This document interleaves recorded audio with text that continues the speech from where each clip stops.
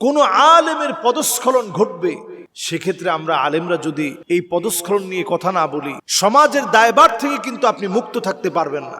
আমরা কয়েকদিন আগেই এশিয়ান টেলিভিশনে একজন আলেমের বিভিন্ন ধান্দাবাজি এবং ধোঁকাবাজির ভিডিও দেখেছি।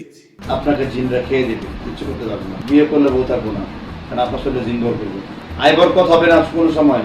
আমি যে আলেমকে নিয়ে খুব শঙ্কিত থাকতাম, এতটা আগ বাড়িয়ে সে কথা বলে, যে কোনো কিছু তার মতো যদি সে না পায়, যে লোকটা কিছু থেকে কিছু হলেই মানুষকে চ্যালেঞ্জ করে বসতো, চ্যালেঞ্জের পর চ্যালেঞ্জ ছুড়ে দেয়া আলেম, আমি নাম নাই নিলাম।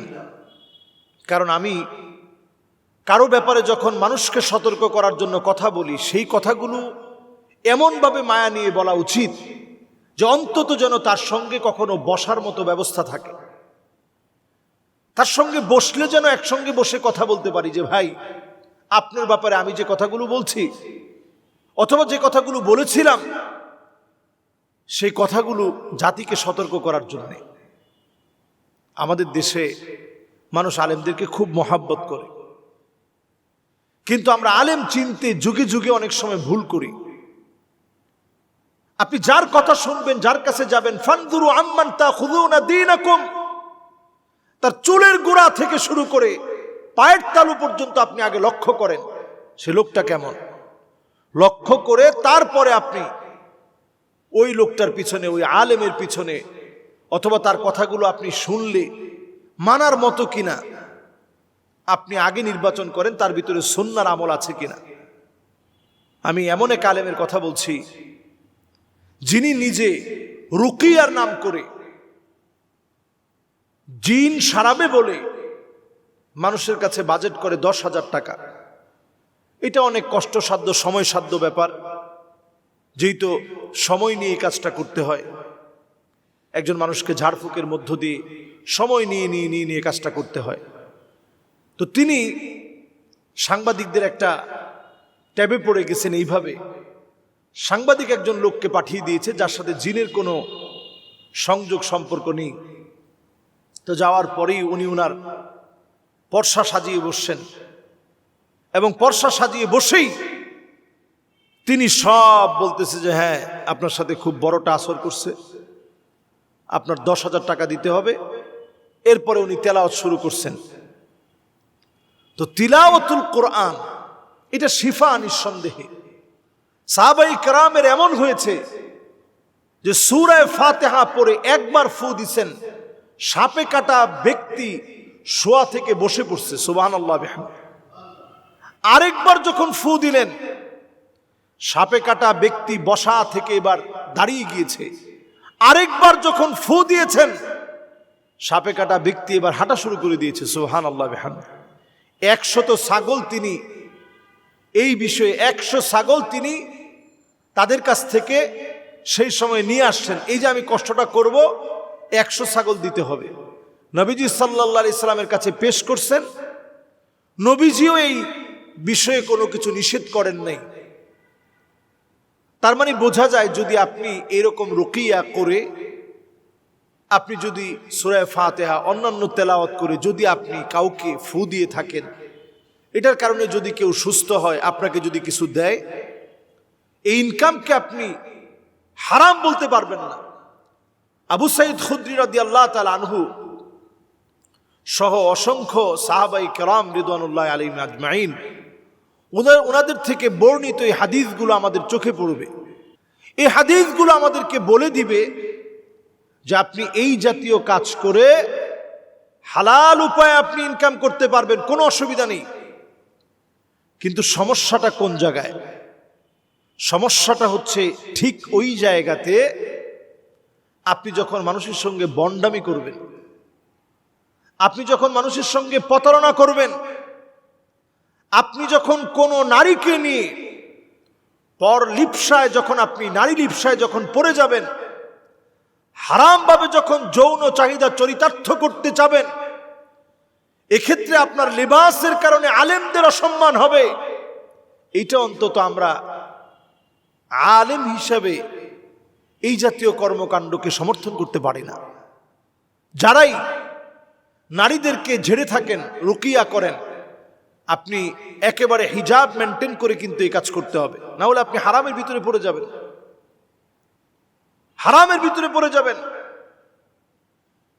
আপনি কাউকে রুকিয়া করছেন, সেখানে নারী তার পর্দার খবর নাই, পর্দার বালাই নাই, আপনি একজন আলেম, খবরদার, আল্লাহর আদালতে জবাব দেওয়া লাগবে। আলিমুন মুস্তামিলুন ইলমাহু, যে আলেম তার ইলম কাজে লাগায় নাই, কিছু হলেই বিতর্ক, নতুন কোনো কিছু জাতির মধ্যে এনে দিয়ে একটা বিভ্রান্তি সৃষ্টি করা, সমাধান হয়ে গিয়েছে এমন বিষয়গুলো উঠিয়ে এনে জাতিকে বিভক্ত করা, এই জাতীয় কর্মকাণ্ড যদি আপনার মানহাজ হয়, আপনি যদি মানুষকে অপমান করতে চান, বাংলাদেশে চলমান দীর্ঘদিনের আমল আখলাক নিয়ে যদি আপনি অহেতুক যদি কোনো কর্মকাণ্ড পরিচালিত করেন, আপনি বিচ্যুতি হবেন, এবং সেটা সূচনা কত ভয়াবহ থেকে ভয়াবহ হতে পারে, পরিণতি কত ভয়াবহ হতে পারে, এটা আমরা এখন দেখতে পাচ্ছি। আপনার জীবনের সম্মান নষ্ট হওয়ার জন্য তো এমন একটা ভিডিও যথেষ্ট।